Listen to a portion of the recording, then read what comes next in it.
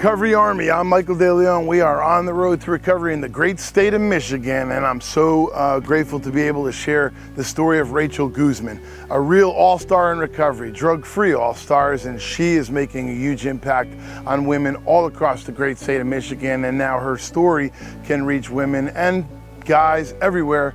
You have to share these stories of hope and recovery because they're so important and they're invaluable as a tool to help people kind of dig deep down, deep inside and find that courage, that strength to move forward with a life of recovery. And Rachel's done just that now, positively affecting her family and other people. On the road to recovery from the great state of Michigan, I'm Michael De Leon, and this is the story of Rachel Guzman.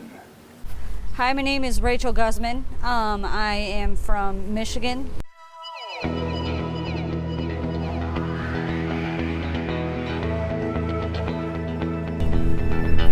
I was kind of raised in a gray area, so I knew right from wrong, but the middle part was okay. I started selling drugs at the age of 12.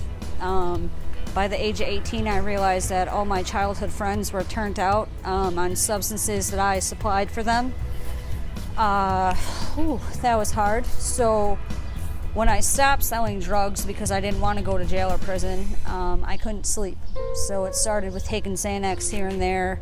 I think I tried Vicodins a few times, threw them up, sniffed a couple oxys, didn't like how high they got me.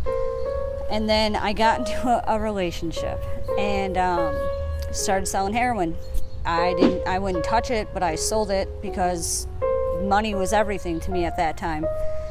Then I started dibbling and dabbling so I could sleep, but really I wasn't sleeping, I was just nodding out.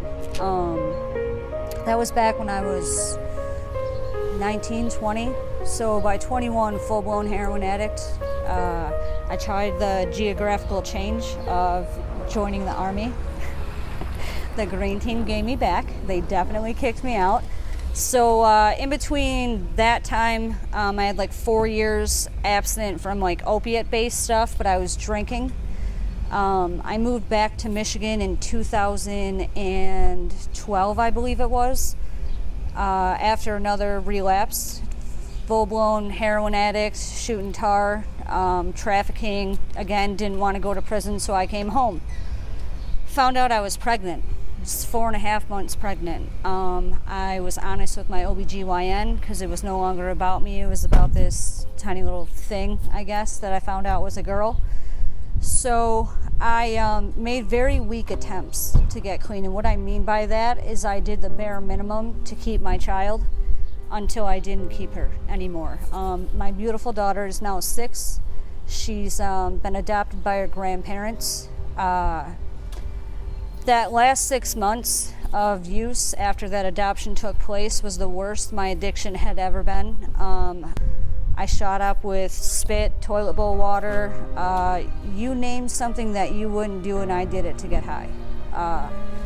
And then I started crying, right? So the whole point of me, shooting 0.5 grams of dope at a time was so I wouldn't feel that pain. Once I started crying, I was like, oh shit. So either I have to, in my mind, because I was hopeless, either literally kill myself or try and get help.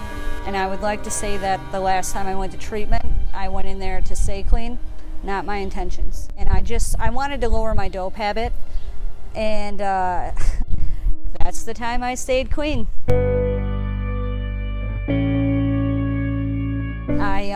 Right before I was going to get released, I got real honest with my counselor, and it kind of threw her off. So I got a little extension, moved from there into a 3/4 house.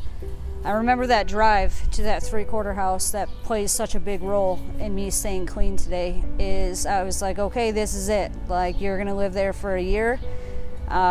Give yourself a year. If your life doesn't change for the better, then go back and do what you were doing. And now I have 3 years clean. I have my daughter back in my life. I get to talk to her. She calls me mommy. She's sassy. I've gotten to visit her like 5 times, I believe now, but it took 2.5 years of me, without her. So at 1.5 years, I believe, was when I started talking to her, and then 2 years was the first time I got to see her. I now have a dream job. I work in a treatment center. I get to give back to other women. I'm vice president of a nonprofit to where that's where my passion is. You need help, let's do it. I never thought I would be that person. I am that person though. You can be that person. If you need help, you know, there's no shame in that. I have a clean date of June 3rd, 2015. So I always say that, you know, me helping someone feeds my soul. And then the way I choose to recover with my little network, you know, it is 12-step based for me. That's what I need. I can't tell you how many different times I've worked the 12 steps fully, how many different books, workbooks, ways, you name it. So if I'm not spiritually grounded, which means for me, if I'm not working a program, I have nothing to offer you. I can't help you because I then become somebody that's abstinent but an asshole. Rachel, I so appreciate your spending time with us and sharing your story, sharing the vulnerability of all the harm that you incurred on other people because of your addiction, but your thriving and passionate story of recovery is impacting your daughter now, your family, your friends, and many people all across America. I'm so appreciative of your time, and I'm so appreciative of the opportunity to meet amazing people in recovery. I'm Michael DeLeon from the great state of Michigan. I'll see you on the next episode of On the Road to Recovery.